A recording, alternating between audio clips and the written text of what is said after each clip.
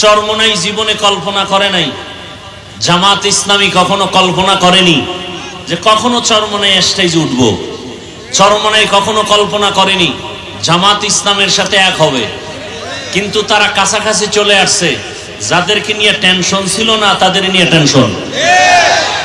কথা ঠিক। একটা বিষয়ের জন্য যে আল্লাহ উলামায়ে কেরামকে এক বানায় দাও,